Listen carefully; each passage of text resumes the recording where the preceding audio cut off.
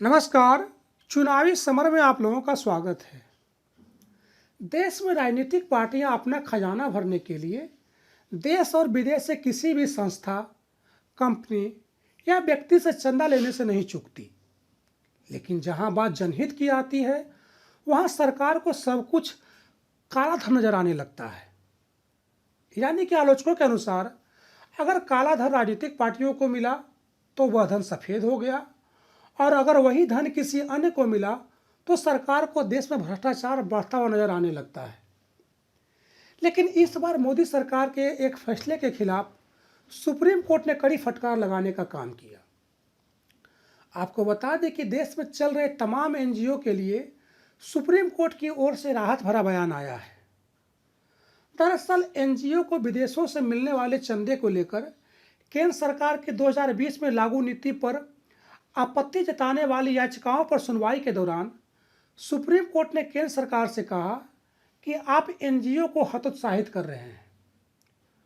Supreme court में justice AM Khanwilkar, justice Dinesh Maheshwari और justice सीटी रवि कुमार की पीठ ने कहा कि सरकार ने 2020 में विदेशी मुद्रा नियमन कानून में संशोधन कर एनजीओ के विदेशी मदद स्वीकार करने पर कई तरह की बंदिशें लगा दी थी।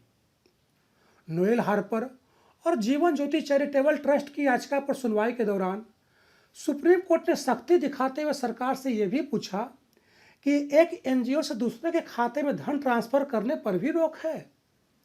बता दें कि याचिकाकर्ताओं ने कोर्ट में कहा कि सरकार की संशोधित नीति से उनकी ओर से किए जा रहे जन सेवा और जन उपयोगी कार्यों पर बुरा असर पड़ रहा है, जिस पर सुप्रीम कोर्ट ने कहा कि संशोधन सही नियमन और विदेशों से आने वाले धन और खर्च पर सही निगरानी के लिए किया गया है। यानी कि केंद्र सरकार इस बार काला धन रोकने के नाम पर जनता की सेवा करने वाले एनजीओ पर शिकंजा कस रही है, जिस पर सुप्रीम कोर्ट ने तीखी टिप्पणी करते हुए कहा कि आप एनजीओ को हतोत्साहित कर रहे हैं।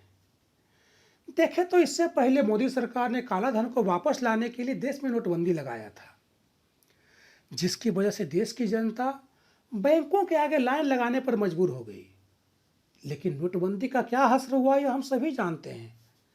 आज तक रिजर्व बैंक ऑफ इंडिया या मोदी सरकार की तरफ से नोटबंदी से होने वाले फायदे को नहीं बताया गया। वहीं नोटबंदी में नाकामी हासिल करने के बाद मोदी सरकार ने एनजीओ पर नकेल कसा, जिस पर कि अब सुप्रीम कोर्ट ने सख्त रवैया कायम किया है। धन्यवाद।